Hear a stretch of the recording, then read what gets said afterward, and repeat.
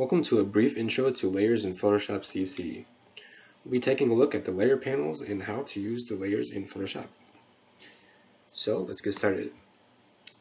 So to convert a layer or a background into a layer, you can start off by clicking this lock icon to the right of the background layer.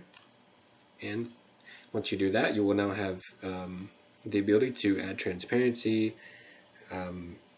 layer mask, or move it around in the stacking order, just like a normal layer.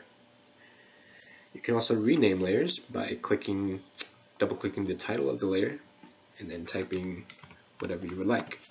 It's that simple. To add a new layer, you can either drag and drop a photo inside the current file that you're on, or you can also click the new layer icon at the bottom of the layer panel. You can also do Control-Alt-Shift-In, which will create a new layer as well, and for Mac that is Command-Option-Shift-In on Mac. To delete a layer, you can either drag it to the bottom where the trash can is, or the faster, easier way is to simply press delete on your keyboard, and that will get rid of it. To duplicate a layer, it's pretty simple as well. You can select the layer you want to duplicate and then press Control J or Command J on Mac. You can also right click the layer and click on duplicate layer towards the top, and that will bring up a dialog box, which is why it's better to use the shortcut. So you can also change the blending mode.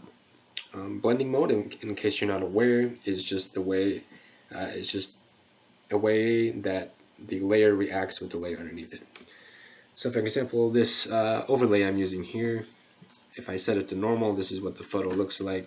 If I set it to screen, as you can see, it gets rid of the black background. It only leaves the light. So to change the blending mode, you just select, like I did here, this drop down, and then just select the blending mode you would like. So to change the opacity of a layer, you can click right here where it says opacity and just drag this slider, and as you can see, the opacity changes. If you want to hide a layer, you can press this eye icon right here, and that'll make the layer go away. It will not delete the layer, it will just make it not visible. So if you want to bring it back, just click that box again and it will bring back the layer. Now, if your layers are getting a bit cluttered or confusing, you can always organize them as well with color codes or folders. So click on to color code, click on a layer, right click it, and then select any of the colors that you would like right here. So I'm just going to pick red. As you can see, there's now a red color to the left of the layer. And you can do that for multiple layers as well, so select yellow for the background. Now, if you want, you can also put layers into a folder for more organization. So to do that, you can select the layers that you would like. So if you want to select multiple layers, you can do Control and then click the layers, or Command on Mac. And then after you have all your layers selected, just press this folder icon right here, and that'll group them together. And then, of course, if you wanted to, you could rename the folder. So there you have it. That's how you use layers in Photoshop CC and the layers panel. So I hope you enjoyed, and I hope you learned something new. Thank you very much.